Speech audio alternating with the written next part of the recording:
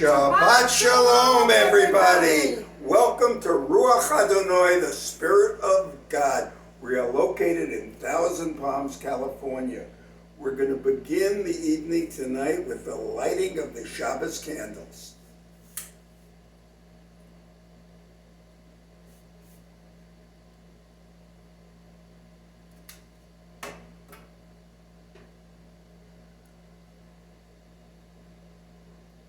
Baruch atah Adonai Eloheinu melech haolam asher kiddushanu b'mitzvotav v'tzivanu lehiot or lagoyim v'netan lanu et Yeshua HaMashiach or ha'olam.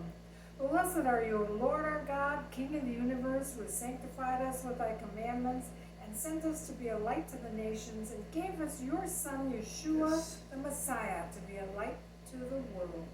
Amen. We're going to face east and recite the Shema. Shema Yisrael, Adonai Eloheinu, Adonai Echad, Baruch Shem Kevod, Malchuto, Leolam Voed. Hear, O Israel, the Lord our God, the Lord is one. Blessed be his glorious name and kingdom forever and ever. Amen. We're now going to take communion.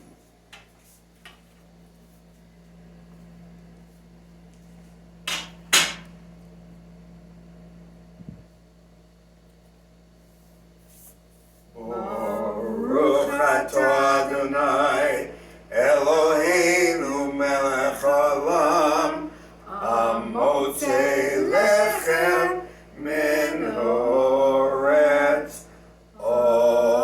Amen. This represents Yeshua's body broken for us at Calvary. Let's take it in remembrance of him.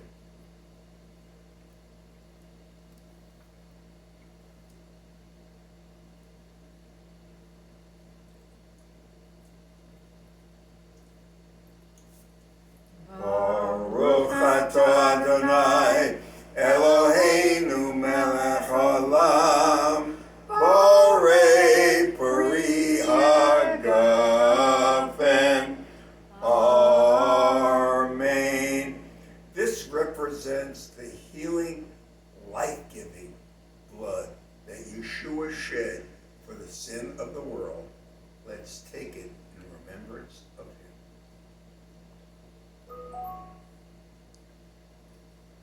L'chaim, to life. Shabbat Shalom. Shabbat Shalom. Shabbat, Shabbat, Shabbat, Shabbat, Shalom. Hey. Shabbat Shalom. Shabbat Shalom. Shabbat, Shabbat, Shabbat, Shabbat, Shalom. Shabbat, Shabbat, Shabbat, Shabbat, Shalom. Shabbat, Shabbat, Shabbat, Shabbat, Shalom. Shabbat, Shalom. Shabbat, Shalom. Shabbat, Shabbat, Shabbat, Shabbat, Shalom. Hey! Always a big finish.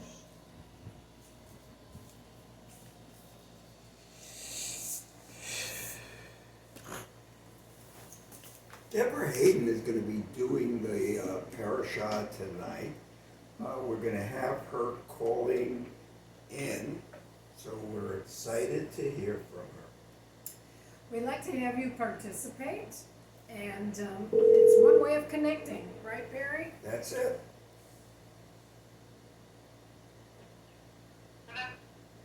And now we have Deborah on for the Paraschat. Good evening. As some of you may recall, I always like to try to find a thread. And the thread this time is that we need to remember that God and his word is the same yesterday, today, and forever. We need to trust that he fights for us and that these times we must take heed and believe. In Deuteronomy 1 through 3:21, it's Moses' responsibility before they enter the promised land to tell the people, God's people, how they are to live. And he recounts God's promises that they are to go and possess the land the Lord swore to Abraham, Isaac, and Jacob. He recounts the journey and God's protection. And he even recounts that when they were fearful of the Amorites, he had told them, "Do not be shocked, nor fear them. The Lord,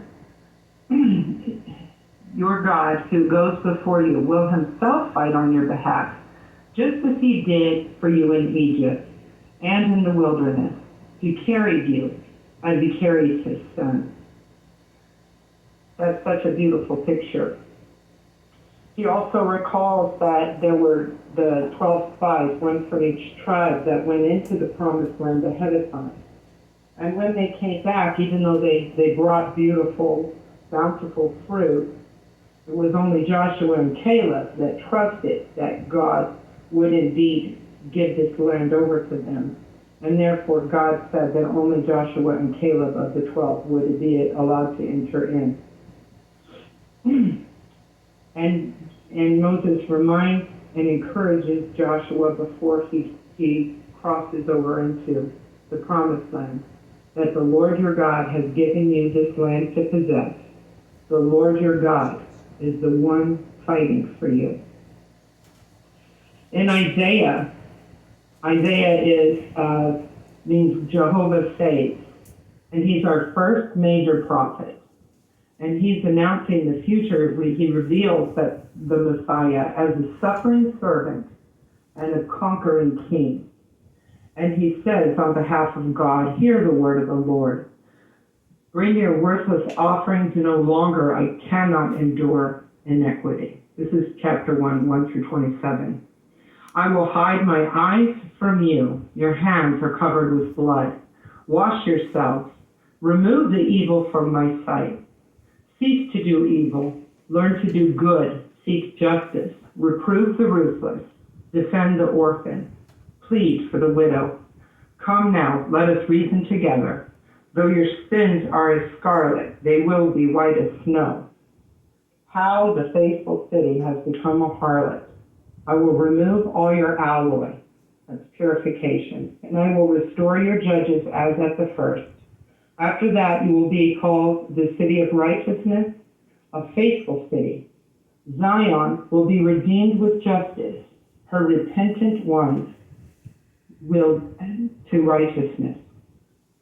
And finally, in our new promise in Matthew 24, 1 to 22, Jesus was coming out of the temple, and the disciples greeted him and started to point at the beauty of the buildings, and he said to them in response, "Do you not see all these things? Truly I say to you, not one stone here will be left upon another, which will not be torn down." And they inquired as to when and what was to come. He said, "Many will come in my name and say, 'I am the Christ,' and will mislead many. You will be hearing of wars and rumors of wars. Those things must take place. One nation will rise against a nation.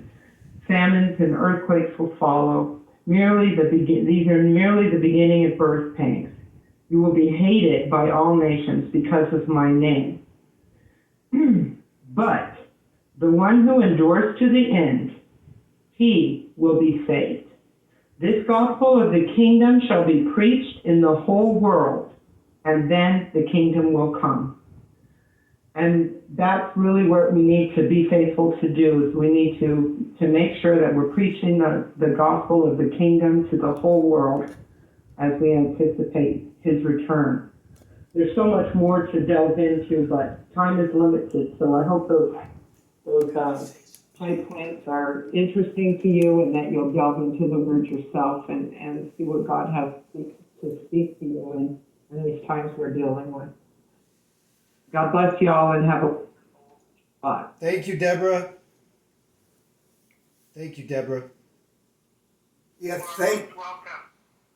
Thank you very much, Deborah. You know, God has a plan for You're each welcome. of us. God bless y'all. God bless. Bye. Shabbat shalom. God has a plan for each of us, and we need not let giants get in the way of that plan. He has promised us He will never leave us or forsake us. My beautiful wife, Fran, is going to be doing the sermon tonight. She's going to be speaking about encouragement, and I can't think of anyone more qualified. She is the queen of encouraging others.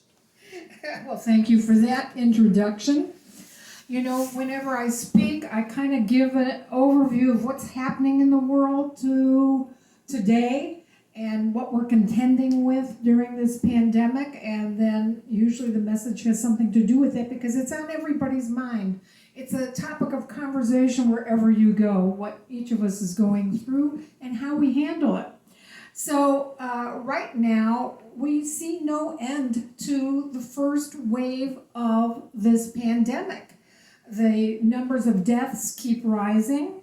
We are still basically in lockdown. The churches have been closed once again. We have no idea when they will be opened up. We have no idea when our children will be going back to school or how they're going to handle it.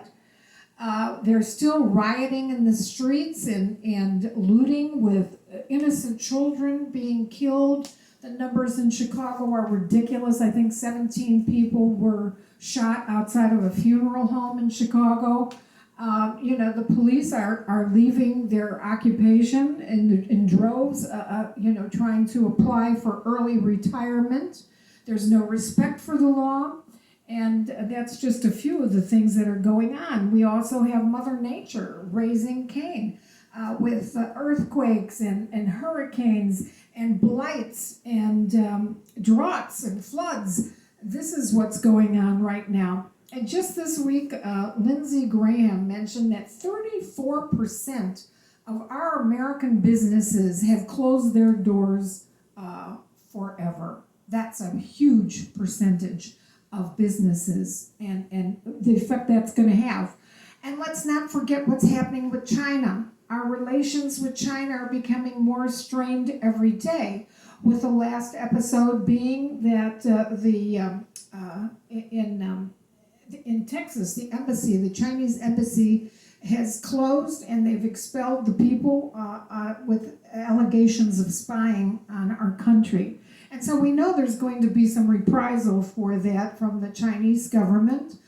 We know that they may expel Americans who are doing business over there, and we're, of course, concerned about that because Barry's brother has lived in China for 30 years. So these are just a few of the things, not to mention that ostensibly there's a whole wave of people who are trying to undo what America has been built on, to pull away from the very foundations that this country, that were laid by our founding fathers. And so that's quite disturbing as well. So we need to kind of put our big boy and girl pants on. We need to gird our loins, and we need to figure out a way how to navigate through this impending storm, because I think this is just the tip of the iceberg. We haven't really gotten into it. I have a friend who always seems to do the right prayer, say the right prayer, give the right gift, give the right, advice to me. I have been blessed with some wonderful friends. And so for my birthday at the beginning of the month, she sent me this book by Chuck Swindoll called Encourage Me. And I thought that there were some good things in here that I would like to pass on to you, along with some of my own observations about life and some things that we recently watched on TV. In the introduction, Charles Swindoll mentions that perhaps we're all craving encouragement right now, that we may have in fact been stuck in the mire of discouragement under dark clouds that don't seem to be blowing away right now. I recently watched a documentary about Anne Frank, and I believe it was Helen Mirren was reading from her diary, passages from her diary, along with live interviews of people who survived the concentration camps. And it made me wonder, how did they manage to see blue skies through the gray smoke and stench from the ovens where their fellow human beings were being wiped out?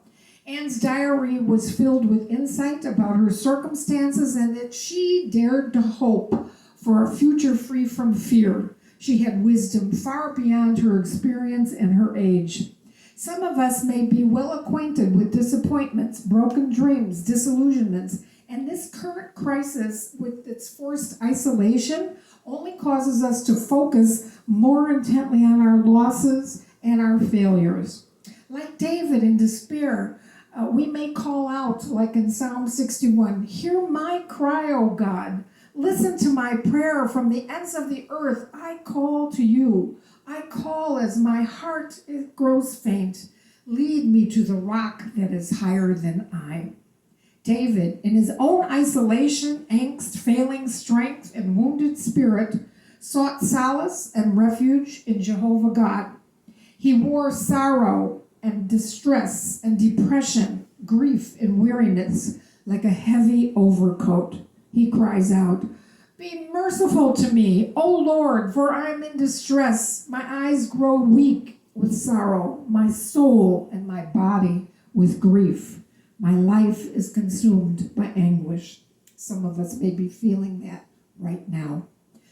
Joni Eareckson Tada, I don't know if any of you are familiar with her, but she was in a terrible accident in her teens, and she may have cried out to God, knowing that she would never walk again. Yet she wrote this: "You don't have to be alone in your hurt. Comfort is yours. Joy is an option. And it's all been made possible by our Savior. He went without comfort so that you may have comfort. He postponed joy so that you might share in it and have it.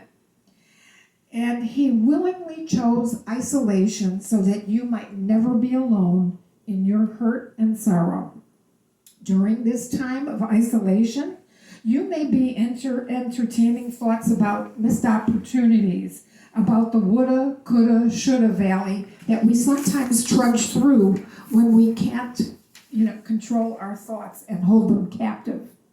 You may feel that your life amounts to nothing, that you haven't accomplished what you set out to do. Let's put those thoughts in the final resting place in the trash can.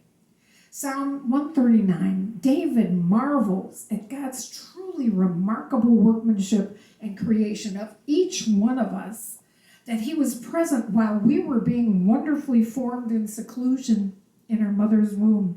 It was he who scheduled each day of our lives. He knows what we were going through and what we would have to endure.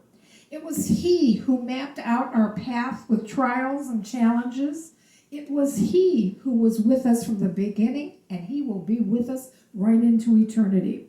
It was he who formed this magnificent body of believers, with each one given a special role to play that no other could perform just like you. And like Phineas, who with one righteous act, saved mankind because God was about to wipe them out with a pandemic, actually. And you don't know how a kind word placed at the right time to somebody without fanfare may have prevented that person from committing suicide. You don't know what one act you did might have helped somebody. At times, we all need something from somebody. And this is it. There are no nobodies in God's family. We are all somebodies. And we are equally important and beloved by our Father. The phrase, "no man is an island and no man stands alone," is true. Even Jethro, and we just talked about this in the Paraschat today, even Jethro recognized that Moses was in way over his head with a heavy burden to manage the lives of millions. And it was he who suggested, you know what, pick one person from every tribe and let the people go to that person with their problems. And if they can't resolve it, then you bring it to me. So he had to take the burden and give it to other people and share it. It's all about sharing. So I would encourage you, if you're going through something, if you're having a bad day, call somebody you trust. call somebody that you care about, who you know cares about you.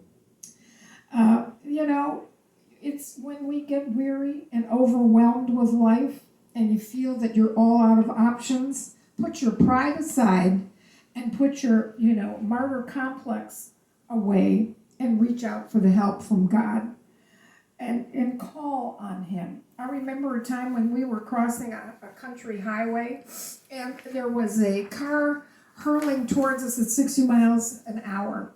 And we had no time to really formulate a fancy schmancy prayer. All I did was call out, Jesus! That was it. And we were spared and we're here to tell about it right now. Just that name was more than enough to save our lives.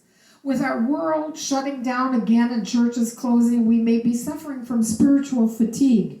This inability to gather goes against Hebrews 10:25, where it says, do not forsake the assembling of others together, as the manner of some is, but exhorting one another, and so much more as ye see the day approaching. Well, the day is here.